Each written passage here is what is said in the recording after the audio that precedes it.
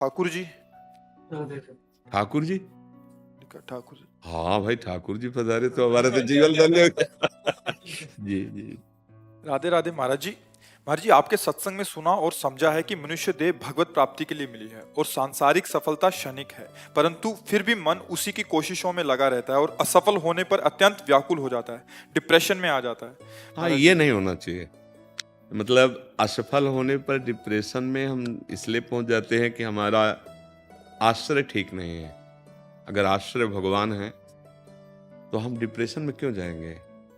आज हम कर्म कर रहे हैं, आज कर्म के अनुसार हमें जो फल मिलना चाहिए नहीं मिला है, तो कोई ना कोई कर्म हमारा है जो हमें दुख देना चाहता है। लेकिन मैं निराश नहीं होऊंगा, फिर कर्म करूंगा, फिर प्रयास करूंगा। अच्छा, प्रयासरत वाला विजय को प्राप्त होता है, ध्यान रखना। ऐसा कभी नहीं हुआ कि जिसने जीवन भर प्रयास किया और सफलता नहीं मिली। ऐसा कभी नहीं हुआ। 10 बार हो सकता है, 12 बार हो सकता है, लेकिन हम प्रयासरत रहेंगे ना, तो हमें धन ही चाहिए ना, लौकिक सफलता ही चाहिए ना, तो उसके लिए हमें दृढ़ प्रयासरत रहना पड़ेगा। और अगर भगवान का आश्रय नहीं है तो तुम प्रयास नहीं कर सकते हो, हार जाओगे, जैसा आप बोल रहे हो। और भगवान का आश्रय है तो फिर हारोगे नहीं। आप टूट इसलिए जाते हैं क्योंकि आपको भगवान का भरोसा असलियत में नहीं है। असलियत में नहीं है। वो कैसे प्यार कर रहे हैं हम तुम्हें कैसे बताएं। एक एक कदम पे उनका दुलार, वो प्यार की मूर्ति ही है। हाँ, संसार में जन्म हुआ है तो बड़ी आवश्यकताएं हैं, पुत्र है, पुत्री है, पढ़ाना लिखाना है, सब तो जन्म देने के पहले वो हिसाब लिखा हुआ है। जो तुम्हारा जन्म हुआ या तुम्हारे बच्चों का जन्म हुआ, पहले से लिखा हुआ है। अब उस लिखा पढ़ी को अगर मिटाना है तो फिर एकमात्र भगवान का भजन, भगवान का आश्रय ही है, नहीं तो वो अवश्य भोगना पड़ेगा, अवश्य।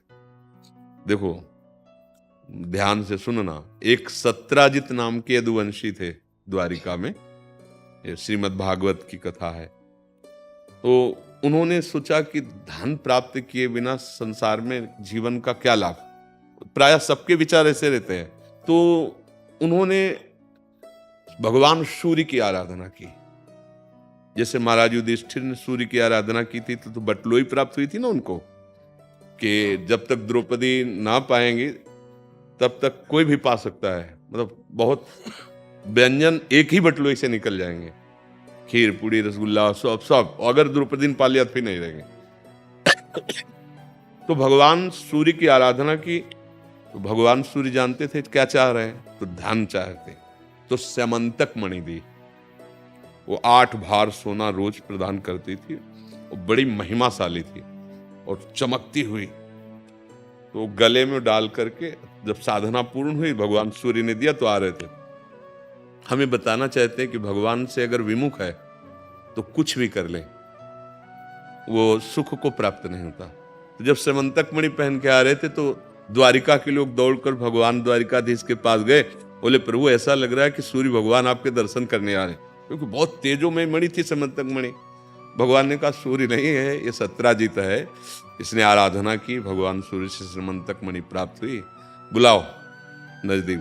और कहा कि देखो, ये समंतक मणि बहुत तेजस्वी है, इससे जितना जो स्वर्ण निकलेगा वो आपको मिल जाया करेगा। आप उग्रसेन महाराज के समीप जमा कर दो, जिससे आप सुरक्षित रहोगे। नहीं, इसके जो विघ्न है उसे आप सह नहीं पाओगे। उनको लगा कि भगवान हमारी उन्नति सह नहीं पा रहे हैं, क्योंकि हम तेजस्वी समंतक मणि प्राप्त। बिल्कुल भगवान की बात नहीं मानी। धन में प्रधान बुद्धि, सुख की चाह धन से। भगवान कह रहे तुम्हें इसका जो रोज धन है 8 बार स्वर्ण, वो मिल जाया करेगा, सुरक्षित रहेगी और तुम्हें कोई बाधा नहीं पहुंचे। वो भगवान की सलाह को असहनशीलता समझा कि भगवान मेरा खुशी, मेरी महिमा, ये जो मुझे प्राप्त हुआ सह नहीं पा रहे, इसलिए कह रहे उग्रसेन जी को दे दीजिए। अब वो मणि लेकर के घर में बड़े आनंद से रहने लगे। एक दिन उनके छोटे भाई ने, अब भाई है ना प्रसेनजीत, उन्होंने मणि गले में पहनी। बहुत अच्छा लगा। सोचे शिकार खेलने के लिए, पहले राजा लोग जैसे जाते थे ना जंगली क्रूर पशुओं की हत्या करने, तो घोड़े पर चढ़ करके और गए, लौटे ही नहीं। अब वो सत्राजित जो प्राप्त किए थे ना, उन्होंने ये प्रचार प्रसार कर दिया कि श्री कृष्ण ने कहा था और हमने जमा नहीं किया, तो हमारे भाई को भी मरवा दिया और मणि छीन ली। अब ये बात धीरे धीरे पूरी द्वारिका में फैलने लगी। भगवान ने कहा हमें तो इस बात का पता ही नहीं है कि वो पहन करके बाहर गया है, ऐसा कुछ हुआ है। तो कुछ गणमान्य लोगों को लिया और घोड़ों की टाप के अनुसार गए, तो आगे देखा घोड़ा मरा हुआ पड़ा था। फिर आगे देखा कि वो व्यक्ति भी मरा हुआ पड़ा था, उनका छोटा भाई जो प्रसेनजीत था। फिर देखा कि वहाँ सिंह के पंजे एक गुफा की तरफ जा रहे हैं, तो देखा कि गुफा में अंदर कुछ कोलाहल है।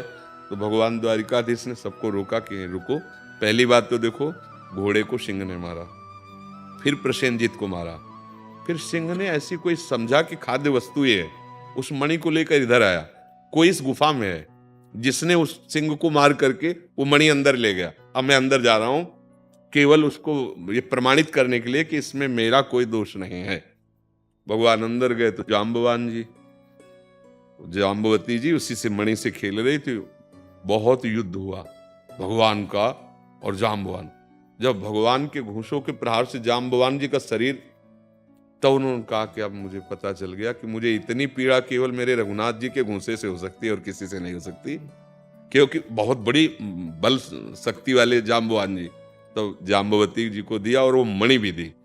वो मणि लेकर के वापस आए और कहा देखो इसमें हमारा कोई दोष नहीं था, आप हमारे ऊपर।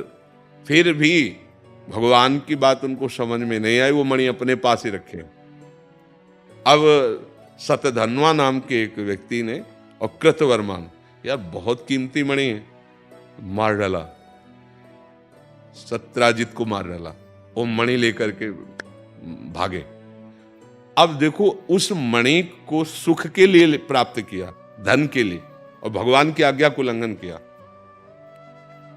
अगर हम केवल धन लक्ष्य रखते हैं तो किसी की भी आराधना करके बिना भगवान का आश्रय भजन किए कोई भी धन हमें सुख प्रदान नहीं कर सकता। भगवान का आश्रय है, नमक रोटी खाओगे, चैन से रहोगे, परिवार सुखी रहेगा। धन की ज्यादा परवाह मत करो, धर्म की परवाह करो, तो धन अपने आप आपके पास आ जाएगा। जिसे सच्चे आपको कहते हैं। अभी आपको भगवान के प्रताप का पता नहीं है। महालक्ष्मी जिनके चरणों को चापती रहती है, वो जरा सी कृपा कोर कर दे तो कुबेर का खजाना आपके घर आ जाए। तो बोले आ क्यों नहीं रहा है?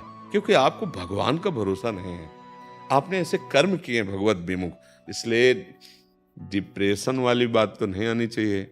हाँ, धन की जरूरतें होती हैं तो प्रभु ने तुम्हें कर्म दिया, कर्म करो। अगर सफलता नहीं मिलती तो निराश मत हो, फिर प्रयासरत रहो।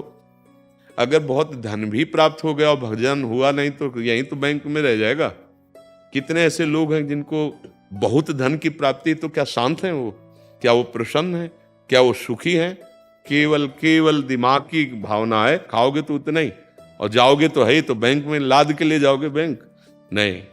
भगवान जैसी परिस्थिति दिए, राजी रहना सीखो और धर्म पूर्वक भगवान का आश्रय लेकर नाम जप करोगे तो ये डिप्रेशन वाली बात नहीं आएगी। हम देख रहे हैं जिस समय जो आवश्यकता होती है भगवान वो दे। हम जानते ही नहीं कि हमारी आगे क्या व्यवस्था होनी है, और मेरे प्रभु आगे से आगे व्यवस्था की है। भगवान का भरोसा वो कैसे चलाते हैं, जैसे बालक की दुलार वृत्ति माँ के अंदर होती ना, करो सदा तिनके रखवारी जिम बालक राखे। हम ये नहीं कह रहे कि हमारी कोई तपस्या देख के भगवान दीजिए, नहीं, वो केवल ये देखते हैं कि मेरे सिवा इसका कोई सहारा नहीं, आपका है इसलिए आप परेशान हो।